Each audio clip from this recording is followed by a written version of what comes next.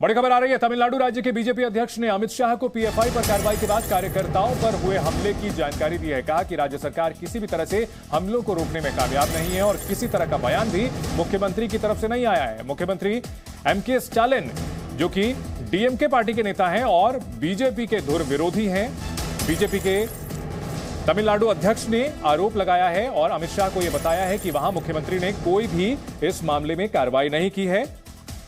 संवाददाता जितेंद्र शर्मा इस बड़ी खबर पर हमारे साथ जुड़ चुके हैं। जितेंद्र, तमिलनाडु में बीजेपी के कार्यकर्ताओं पर हमला हो रहा है और इस मामले में मुख्यमंत्री पर भी निशाना साधा जा रहा है।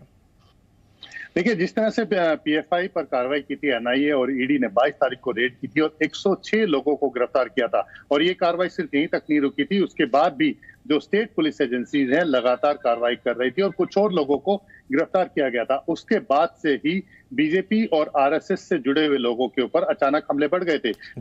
तमिलनाडु के जो बीजेपी के अध्यक्ष हैं, राज्य अध्यक्ष हैं, उन्होंने चिट्ठी लिख करके अमित शाह को बताया कि 19 लोगों पर, जो बीजेपी और आरएसएस से जुड़े हैं, 19 लोगों पर घर पर हमले किए गए। अच्छा हुआ कि किसी की जान को कोई खतरा नहीं हुआ, लेकिन घरों के ऊपर जो हम सीसीटीवी भी दिखा रहे हैं, गाड़ियों में आग लगी है, पेट्रोल बम फेंके गए हैं, तो कुल 19 लोगों पर इस तरह के हमले किए गए हैं। बावजूद इसके पुलिस ने, यानी कि राज्य की जो पुलिस है, उसने किसी तरह की कोई कार्रवाई नहीं की है, ना ही किसी को पहचान करने की कोशिश की है, ना ही मुख्यमंत्री की तरफ से इन घटनाओं के ऊपर कोई बयान दिया गया है। और इसी को लेकर के बीजेपी के जो राज्य के अध्यक्ष हैं, उन्होंने अमित शाह को चिट्ठी लिखी है और इसके ऊपर संज्ञान लेने के लिए कहा है। आप देख सकते हैं कि सीसीटीवी के अंदर साफ दिखाई दे रहा है कि किस तरह से कन्याकुमारी, कोयम्बटूर, मदुरई, किस तरह से लोग आते हैं, घरों के अंदर पेट्रोल बम फेंकते हैं, गाड़ियों को निशाना बनाते हैं, दुकानों को निशाना बना रहे हैं। तो इसका मतलब साफ है कि सिलसिलेवार ढंग से। और जितेंद्र, पीएफआई पर आरोप तो यही था कि इसके सदस्य जो हैं वो लगातार हिंसा में शामिल रहे हैं, विरोधी पार्टियों के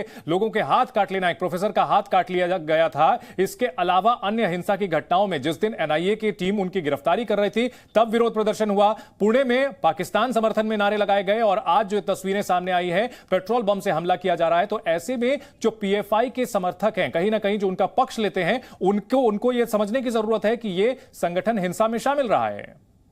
बिल्कुल, ये बात शुरुआत से ही है। जब से पीएफआई का गठन आया है, तब से ही इनके ऊपर आतंकी वारदातों के इल्जाम लगते रहे हैं।